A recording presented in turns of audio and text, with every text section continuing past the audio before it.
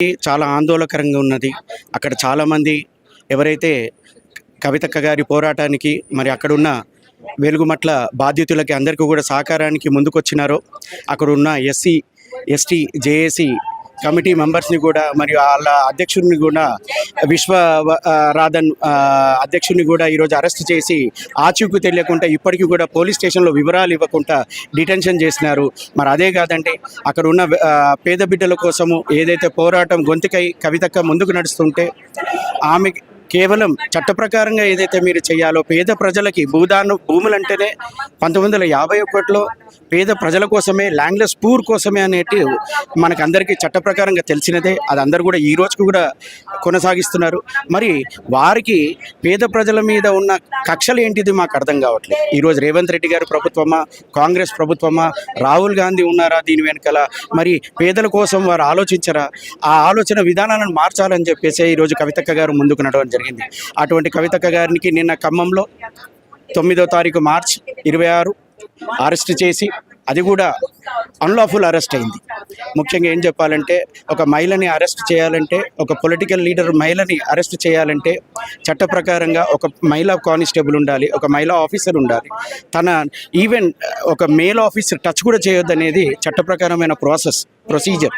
కానీ అక్కడ ఏదో ఎమర్జెన్సీ రూల్ ప్రకారంగా ఏదో పెద్ద ఇంటర్నేషనల్ క్రైమ్ చేసినట్టు, వాళ్ళు ఏదో ఎమర్జెన్సీ క్రైమ్ అన్నట్టు తీసుకొచ్చి పోలీసులు కవితక్క గారిని అక్కడ నుండి డిటెన్షన్ చేయడం జరిగింది. అక్కడ నుండి అరెస్ట్ చేసి రాత్రంతా ఆమె దీక్షను కొనసాగిస్తుంటే తనకు అనేకమైన ఇబ్బందులు కొనసాగించి ఈరోజు తెల్లవారుజామునే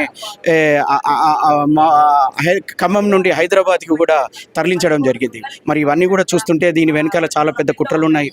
మరి పేదలకి ఎవరు అండగా ఉంటారు? మరి పేదల గొంతుక లేదా? వారు కూడా జీవితం హక్కులు, సమానమైన హక్కులు ఉన్నాయి కదా. ఫండమెంటల్ రైట్స్ ప్రకారంగా రైట్ టు షెల్టర్ కూడా ఉంది. ఫండమెంటల్ రైట్స్ని ఉల్లంఘించుకుంటా article 14, article 19, article 21, article 26, article 32, 226 ఇవన్నీ కూడా చూస్తే పేదలను కాపాడడానికి, ఎస్సీ ఎస్టీ వర్గాలను కాపాడడానికి, ఎవరైతే అన్యాయానికి గురవుతున్నారో కాపాడడానికి అటువంటి చట్టాలే హక్కులు ఇస్తుంటే, ఇక్కడ మాత్రము అక్కడున్న కాంగ్రెస్ నాయకులు 3 మినిస్టర్లు ఉన్నారు, ఇక్కడున్న రేవంత్ రెడ్డి గారు సీఎం గారు ఉన్నారు. పేదలకి మోసపూర్వకంగా హామీలు తీసుకొని ఈరోజు గద్దెకెక్కి ఈరోజు ఇష్టారాజకం చేస్తున్నారు. ఢిల్లీ రాజకీయానికి వత్తాసు పలుకుతున్నాడు. ఇవన్నిటిని కూడా అన్యాయంగా మేము ఖండిస్తున్నాము. ఈ అన్యాయాన్ని ఖండిస్తున్నాము. మరి పేద ప్రజలకు న్యాయం జరగాలని ఈ రోజు కూడా పోరాటం చేస్తున్నాం.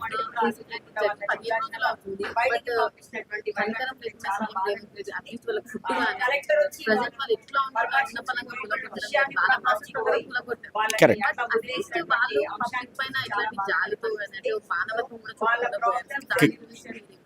ఇది చాలా మంచి ప్రశ్న అండి. ఇక్కడ మనము ఒకటి గమనించాలి.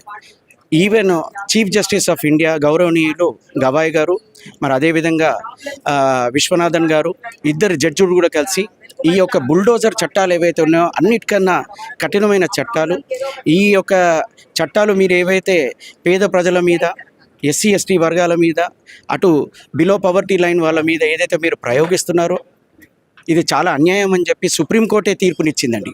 ఆ జడ్జిమెంట్ గత సంవత్సరంలో నవంబర్ 2025లో ఇవ్వడం జరిగింది. అదే కాకుండా మద్దతుగా సుప్రీంకోర్టు జడ్జిలు ఈ యొక్క బుల్డోజర్ చట్టాలని ఆపివేయాలని, చట్ట ప్రకారంగా ఈవెన్ ఏదైనా కోర్టు ప్రకటించిన అన్లాఫుల్ కన్స్ట్రక్షన్ ఉంటే వారికి తగిన వసతులు ఫస్ట్ ఉన్నాయా, వారికి తగిన సమయం ఇచ్చి వాళ్ళ పిల్లలని, ఆడవాళ్ళని, బిడ్డలని అందరినీ కూడా క్షేమాలు చూసి తర్వాత ఏదైనా చర్య తీసుకోవాలి, తగిన సమయం ఇవ్వాలంటే ఇక్కడ మాత్రం కాంగ్రెస్ నేతలు రేవంత్ రెడ్డి గారు మొదలుపెట్టిన హిట్లర్ పరిపాలన, రజాకారు పరిపాలన అనేది విధంగా ఈరోజు పేదల ప్రజల ఇల్లులను కూలగొట్టి సుమారు ఈరోజు 700 పైగా ఉన్న ఖమ్మంలో ఈరోజు 700 పైగా ఇల్లులను కూలగొట్టినారు. ఇక్కడ గతంలో నార్సింగి దగ్గర అక్కడ బండ్లగూడ జాగిరిలో కూడా గాంధీ సరోవర్ అనే ప్రాజెక్టు మీద సుమారు 600 ఇల్లులు కూలగొడుతున్నారు. అంటే పేదలకు గొంతు లేదన్నా, ఈరోజు పేదలకు ఎవరు మాట్లాడడానికి పేదల పక్షాన ఎవరు లేరనుకుంటున్నారేమో. కానీ కవితక్క గారు చాలా ధైర్యంగా ఈరోజు ముందుకు వచ్చారు. ఈరోజు యావత్ తెలంగాణ చూస్తుంది, ఈరోజు యావత్ భారతదేశం చూస్తుంది.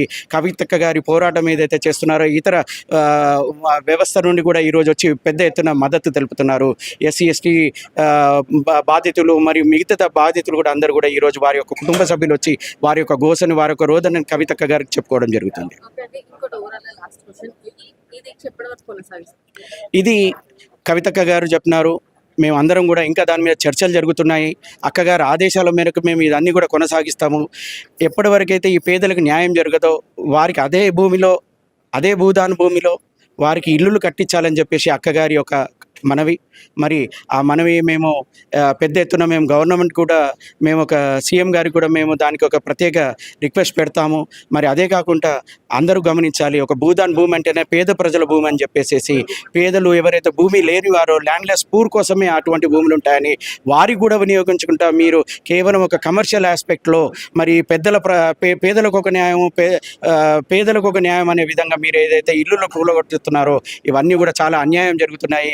ఈరోజు వారి యొక్క బాధ, వారి యొక్క వేదన, వారి యొక్క గోసను ఎవరు పట్టించుకోకపోతే తెలంగాణ జాగృతి అధ్యక్షురాలు కవితక్క గారు రాత్రనగా పగలనగా ఈరోజు దీక్షను కొనసాగిస్తుంటే మీరు పోలీసుని అడ్డుగా పెట్టుకొని తనని అన్యాయంగా అరెస్ట్ చేస్తూ లేనిపోని ఆరోపణలు చేసుకుంటూ ఈరోజు తనని మద్దతుగా తెలుపుతున్న ప్రతి ఒక్కరిని కూడా మీరు అరెస్ట్ చేస్తూ సుమారు ఈరోజు వారి ఆచూకీ తెలియకుండా చేస్తున్నారు. అందరూ కూడా మేము ఖబర్దార్ అని చెప్తున్నాము. కవితక్క గారిది ఈ పోరాటం కొనసాగిస్తూనే ఉంటామని మేము చెప్తున్నాం. గవర్నమెంట్ వచ్చిన తర్వాత కాంగ్రెస్ గవర్నమెంట్ వచ్చిన తర్వాత కూలగొట్టడమే పని. అంటే ఓవరాల్ గా చూస్తే హైడ్రా అని చెప్పి, సుందరీకరణ అని చెప్పి, కబ్జాలు అని చెప్పి పేర్లు మారుస్తుంది కానీ ఆయన తీసుకున్న ప్రక్రియ మార్చట్లేదు. పేదల్ని కరెక్ట్. బట్ ఇప్పుడు ఇదే చుట్టూ వాళ్ళ బ్రదర్ ఇంటికి కూడా హైడ్రా కమిషనర్ స్టార్టింగ్ లో ఉంది ఎగ్జాక్ట్ ఇన్ని 2 years అవుతున్నా అక్కడి వరకు ఒక బుల్డోజర్ కానీ ఒక పోలీస్ ఆఫీసర్ కానీ హైడ్రా కమిషనర్ కానీ కరెక్ట్. ఒక క్వశ్చన్ చేయగలరు. సో దాని గురించి మీరు ఇది చాలా కరెక్ట్ ప్రశ్న అడిగినారండి. ఇది కుటుంబ పరిపాలన, ఒక జాతి పరిపాలన. జాతి పేరు మీద రాజకీయం చేస్తున్నాడు, ఢిల్లీ వాసుల కోసం రాజకీయం చేస్తున్నాడు, ఢిల్లీ పెద్దల కోసం రాజకీయం చేస్తున్నాడు. అంతేగాని ఆయన చేసిన మోసపూర్వకమైన హామీలు పెట్టుకుంటూ వాళ్ళ కుటుంబ సభ్యుల కోసం మరి ఇంకా ఇంకో జాతి వర్గాల కోసమే కానీ పేదల కోసం ఎక్కడ కూడా న్యాయం చేస్తలేడు. న్యాయం చేసే ఆశలు కూడా కనబడట్లేవు. ఆయన ఇచ్చిన హామీలన్నీ కొండంత చేసేది గోరంత అన్నట్టు ఈరోజు ప్రజలందరూ కూడా గమనిస్తున్నారు. రేవంత్ రెడ్డి గారు కేవలము ఢిల్లీ నాయకత్వాన్ని ముందుకు నడిపించడానికి, జాతి రాజకీయం నడిపించడానికే ముందుకున్నాడు కానీ పేదల కోసం కాదు. సొంతం అన్నకి ఈరోజు నోటీసులు వచ్చి కులగొట్టాలని చెప్పి FTL ల్యాండ్స్ మీద కట్టిన దుర్గం చెరువు దగ్గర ఉన్న ల్యాండ్స్ మీద నోటీసులు వచ్చినా కానీ 2 సంవత్సరాలైనా కానీ ఈ రోజు వరకు ఎటువంటి చర్య తీసుకోలేదు. సిగ్గు లేదా అని మేము అడుగుతున్నాము. పేదల రక్తం దాగుతున్నావా నువ్వు? పేదల మీద నువ్వు కక్ష కట్టుకుంటూ రాక్షసత్వంని చూపెట్టడం నీ గొప్పతనం అనుకుంటున్నావా? ఖబర్దార్ రేవంత్ రెడ్డి గారు, మేము మీకు మరి ఒకసారి మేము హెచ్చరిస్తున్నాము. ఈరోజు తెలంగాణ జాగృతి నాయకత్వం ఏదైతే తీర్పుని తీసుకుంటుందో మొదలవుతుందో మేము ఎప్పుడు కూడా తన వెంట పేదల కోసం ఉంటామని, SC ST వర్గాల కోసం బలీన పక్షాన్ని మీరు ఆపుకోవాలి. మీరు న్యాయాన్ని చూపెట్టాలి పేదల కోసం. భూదానము మీ ఇంటిది కాదు, గవర్నమెంట్ది కాదు. భూదాన్ ల్యాండ్ అనేది పేదల కోసం 1951లో వినోబా భావే గారి పిలుపు మీదకి ఇచ్చిన భూములండి. పేదల కోసం మీరు వాడకపోతే ఇంకెవరో కమర్షియల్ కోసం మీకు 100 కోట్లు మీకు వస్తున్నాయని చెప్పి మాకు పేద ప్రజలు వచ్చి చెప్తున్నారు. అంటే అటువంటి లాబీయిస్టుల కోసం మీరు చేస్తున్నారా? పేదల జీవితాలను మీరు రోడ్డు పాలు చేస్తారా? వారి రక్తం దాగుతున్నట్టు చేస్తున్నారు. మీరు ఇవన్నీ కూడా ఆపుకోవాలి, మీకు హెచ్చరిస్తున్నాము. అభివృద్ధికి డబ్బులు ఉన్నాయి, పథకాలకు డబ్బులు లేవు అన్న మాట కనిపిస్తుంది. అంటే మూసి సుందరీకరణ అని చెప్పి 500 కోట్లు అనేది 1,00,000 కోట్లుగా మాట్లాడు. సో దానికి బడ్జెట్ వచ్చింది. మరి పథకాలు చాలా హామీ ఇచ్చారు. దాని గురించి ఇంతవరకు ఎట్లాంటి యాక్షన్ లేదు. ఇది వాస్తవం అండి. 100 కోట్ల రూపాయలు ఈరోజు ఒక అనవసరమైన ప్రాజెక్టుల కోసం, ఏదో మూసీ సుందరీకరణ అని చెప్తారు, గాంధీ సరోవర్ అని చెప్తారు. గాంధీజీ గారి సొంత మనవడు తుషార్ గాంధీ గారు ఓపెన్గా చెప్పినారు, గాంధీ పేరు మీద మీరు చేసే అగాత్యాలన్నీ కూడా ఆపేయాలి దయచేసి.